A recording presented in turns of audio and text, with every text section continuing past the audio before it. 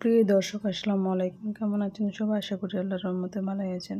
চলে এলাম আজকে একটা নতুন রেসিপি নিয়ে। চলুন তাহলে দেখেন আজকের রেসিপিটি। আজকে বানিয়ে নেব ডিমের হালুয়া বা বরফি। এর জন্য প্রথমে আমি 4টে ডিম ভেঙে নিচ্ছি। এখানে যে কোনো মুরগির ডিম কিংবা পোলট্রির যেটাই হোক না কেন, আমি পোলট্রির 4টা ডিম নিয়েছি। এখানে 4টে ডিম নিয়ে হ্যান্ড মিক্সারের সাহায্যে ফেটিয়ে নেব। এটাকে ভালোভাবে ফেটিয়ে নিতে হবে। এখন এখানে আমি 1 কাপ চিনি নিয়েছি। 1 কাপ চিনির মধ্যে আমি পুরোটাই দিচ্ছি না, অল্প অল্প দেব। আর এরকমভাবে একটা হ্যান্ড মিক্সারের সাহায্যে ফেটিয়ে নিচ্ছি। দিতে অল্প পরিমাণে এখানে 3 থেকে 4 চামচ মতো আমি রেখে দিয়েছি, যেহেতু এখানে আমি 1 বাটি পাউডার দুধ দিলাম। পাউডার দুধের জন্য আমি চিনির পরিমাণটা একটু কমিয়ে দিলাম। এখন এখানে হ্যান্ড মিক্সারের সাহায্যে ভালোভাবে দুধটাকে আমি মিশিয়ে নেব। এখানে এরকমভাবে ফেটিয়ে নিতে হবে। এখন এখানে 3 চামচ তেল আর 4 চামচ ঘি। এটা চাইলে আপনার শুধু ঘি দিয়ে করতে পারেন, আবার তেল দিয়ে করতে পারেন। আমি অল্প পরিমাণে ঘি, অল্প পরিমাণে তেল দিয়ে এটাকে এখন মাখিয়ে নেবো ভালোভাবে। এরকমভাবে সবগুলো মিশিয়ে নেব। এখানে যত বেশি মেশানো হবে তত বেশি হালুয়াটা ভালো তৈরি হবে। এখন এখানে একটু কালার করার জন্য আমি ফুড কালার অল্প পরিমাণে দিয়ে দিলাম। এখানে রেড ফুড কালার আছে, আর দিচ্ছি 2টো এলাচ থেতো করে নিয়েছি। এখানে দিয়ে এখন ভালোভাবে এটাকে আমি ফেটিয়ে নেব। এখানে এরকমভাবে যত বেশি ফেটাবে তত বেশি হালুয়াটা ভালো হবে এবং ডিমের মসৃণ ভাবটা চলে আসবে। এরকমভাবে ফেটাতে ফেটাতে কিন্তু মসৃণ হয়ে গেছে। এখন এটা ওভেন আমি অন করে নিই, এটা বসিয়ে দেবো। এখানে অনবরত এরকমভাবে নাড়তে থাকবো। এখন এরকম একটা স্প্যাচুলা নিয়েছি, স্প্যাচুলার সাহায্যে মোটামুটি এখানে 10 মিনিট হয়ে গেছে। এরকমভাবে আমি অনবরত নাড়তে আছি। এটা নাড়তে হবে, যেহেতু এখানে কোনো জল এক্সট্রা আর দেওয়া হয়নি কিংবা অন্য কিছু আর দিইনি, তাই এটা লেগে যাওয়ার সম্ভাবনা থাকে। তাই এরকমভাবে অনবরত এটাকে আমি ঘুরিয়ে ফিরিয়ে দিয়ে নাড়তে থাকবো। এটা নাড়তে নাড়তে কিন্তু এটা প্রায় শুকিয়ে আসবে। এখানে চাইলে আপনারা কাজু, পেস্তা, চেরি, ড্রাই ফ্রুটস এখানে ব্যবহার করতে পারেন। ছোটো ছোটো কুচি নিয়ে কিংবা পিষে নিয়েও এটা ব্যবহার করতে পারেন, তাহলে টেস্টটা আরও ভালো হয়। আমি কিন্তু এগুলো ছাড়াই তৈরি করে নিচ্ছি। এখন এটা নেড়েচেড়ে ওভেন বন্ধ করে দেবো। এদিকে একটা কেক মোল্ড নিয়েছি। কেক মোল্ডে এটা তেল মাখিয়ে নিয়ে আমি এখন ঢেলে দিলাম। ঢেলে দেওয়ার পর স্প্যাচুলার সাহায্যে এরকমভাবে একটু উপর দিকটা লেবেল করে দিলাম। এরকম সমানভাবে করে দিয়ে এখন চাকুর সাহায্যে বরফি শেপ করে কেটে নেব। এরকমভাবে বরফি শেপ করে কেটে নিয়ে একটা সার্ভিং বাটিতে উঠিয়ে নিলাম। এইদিকে আমি এরকম খুরমা নিয়েছি। খুরমাগুলোকে ভিজিয়ে রেখে এটা মোটামুটি 3 থেকে 4 ঘন্টা ভিজিয়ে রাখলে এরকমভাবে নরম হয়ে যাবে, কাটার সুবিধা হয়। আমি এটা বটির সাহায্যে এরকমভাবে পাতলা পাতলা করে কেটে নিয়েছি। এখানে যত বেশি পাতলা করে কেটে নেবে তত বেশি এটা দুধে ভিজবে আর খেতে বেশ ভালো লাগে। এটা কিন্তু ভেঙে যায় না, তাই এটা যত বেশি পাতলা করবে কোনো অসুবিধা হয় না।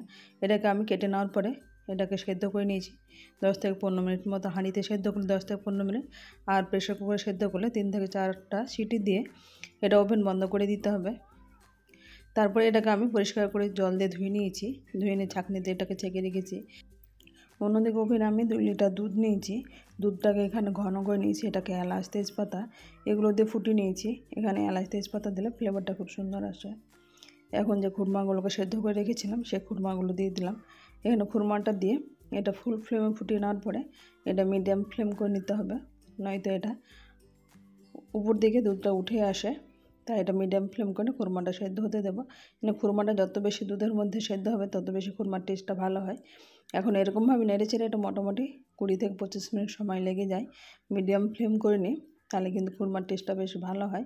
এটা ঈদ, শবে বরাত, যে কোনো রোজা এটা এরকমভাবে তৈরি করে নিতে পারেন। ঈদ স্পেশালভাবে এটাতে একেবারে স্পেশালি। এখন এটা দিয়ে আমি কিছুটা কেশর দিয়ে দিলাম। এখানে ফ্লেভারটা জাস্ট ভালো লাগে, তাই আমি এখানে কয়েকটা পাপড়ি দিয়ে দিলাম কেশরের।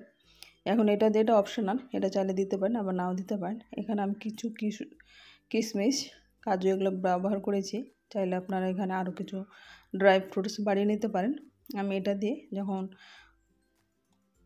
খুরমাটা সেদ্ধ হয়ে গেছে সেরকম অবস্থায় কাজু আর কিশমিশটা দিয়ে দিলাম। এখন এখানে দিয়ে আমি কিছুটা চিনি আর নিজেদের পছন্দ মতো করে দিয়ে দেবো। আমি এখানে মোটামুটি 1 কাপ মতো চিনি ব্যবহার করেছি। চিনি দিয়ে নেড়েচেড়ে ওভেন বন্ধ করে দিয়েছি। এদিকে অন্যদিকে আমি এটা গাজরের পায়েস তৈরি করে নেব বলে গাজরটাকে এরকম স্লাইস করে গ্রেট করে নিয়েছি। একটা প্যানের মধ্যে দুধ দিয়ে এটাকে আমি ডাইরেক্ট এটা বসিয়ে দিয়েছি। এখানে চাইলে আপনারা ঘিয়ের মধ্যে গাজরটাকে ভেজে নিয়ে তারপরে দুধটা ব্যবহার করতে পারেন। আমি এখানে এলাচ, তেজপাতা, লবঙ্গ এগুলো সবগুলো ব্যবহার করেছি এটা ফ্লেভারের জন্য। এখন দুধের মধ্যে এটাকে দিয়ে আমি এরকমভাবে সেদ্ধ করে নেব। সেদ্ধ করে এখন 1 চামচ মতো আমি ঘি ব্যবহার করছি। এটা নেড়ে চেড়ে নিজেদের মতো করে এটা দুধটা দেবে। এখানে যত বেশি দুধটা ঘন করে দেবে তত বেশি গাজরের টেস্টটা ভালো হয়। ফুল ভিডিও আমি আমার চ্যানেলে দিয়ে দেবো, সেখান থেকে আপনারা দেখে নেবেন। এখানে আমি শর্ট করে ভিডিওতে দেখাচ্ছি। এখানে কিছুটা আমি কাজু কিশমিশ ব্যবহার করলাম। এখানে ড্রাই ফ্রুটসের পরিমাণটা আপনারা কম বেশি করে নিতে পারেন। এখানে 1 চামচ মতো আমি ঘি ব্যবহার করলাম।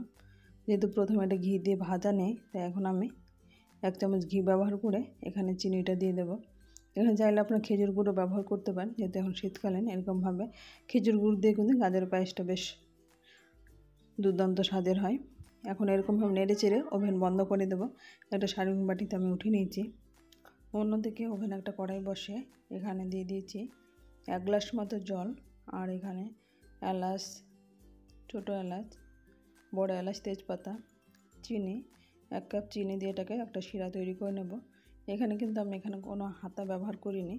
এখানে সরু সরু যে বাঁশের কাঠিগুলো হয়, যে স্টিক, সেগুলো আমি এখানে ব্যবহার করেছি। আর এখানে 2 চামচ মতো ঘি এটা দিয়ে আমি এরকমভাবে শিরাটা তৈরি করে নেব। এরকমভাবে একবার আপনারা সেমাই তৈরি করে দেখবেন, এটা কিন্তু খেতে বেশ মজাদার হয়।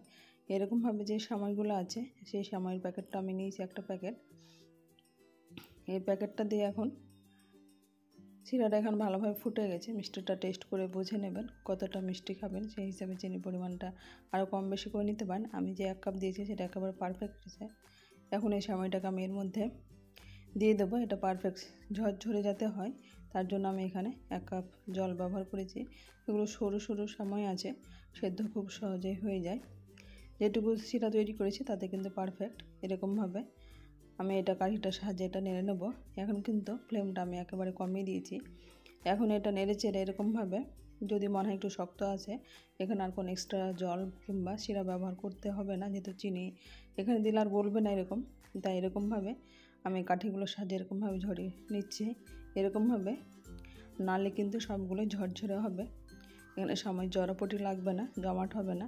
এরকমভাবে নেড়েছেন আমি ওভেন বন্ধ করে দিয়ে একটা সার্ভিং বাটিতে উঠে নিয়েছি। এরকমভাবে খুব সহজে তৈরি হয়ে গেছে ঝরঝরে সময়।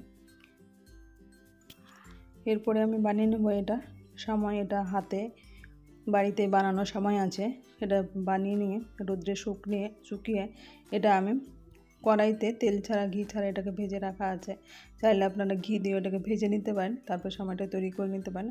আমি ঘি তেল খাবো না বলে এটা এমনি শুকনো খোলায় ভাজার পরে আমি এখানে দুধটাকে ফুটিয়ে নিলাম। দুধের মধ্যে এলাচ, তেজপাতা, লবঙ্গ দিয়ে এটাকে ফুটিয়ে নিয়ে কারণ সময়টা দিয়ে মোটামুটি 5 মিনিট হয়ে গেছে, সময়টা সেদ্ধ হয়ে গেছে। এখন এখানে 1 বাটি আমি চিনি দিয়ে আমি এটা নেড়ে চেড়ে ওভেন বন্ধ করে দেবো। এটা খুব সহজেই বাড়িতে সময় তৈরি হয়ে যায়। এটা খেতে কিন্তু দুর্দান্ত স্বাদের হয়। এটা এখন সার্ভিং বাটিতে একটা উঠিয়ে নেব। ওভেন বন্ধ করে খুব সহজে তৈরি হয়ে গেছে মিষ্টি রেসিপি। আমার রেসিপিটা কেমন লাগলো আপনারা অবশ্যই কমেন্ট বক্সে কমেন্ট করবেন। আজ তাহলে পর্যন্ত, ফিরে আসছি নতুন কোনো রেসিপি নিয়ে। ভালো থাকবেন, সুস্থ থাকবেন। আসসালামু আলাইকুম।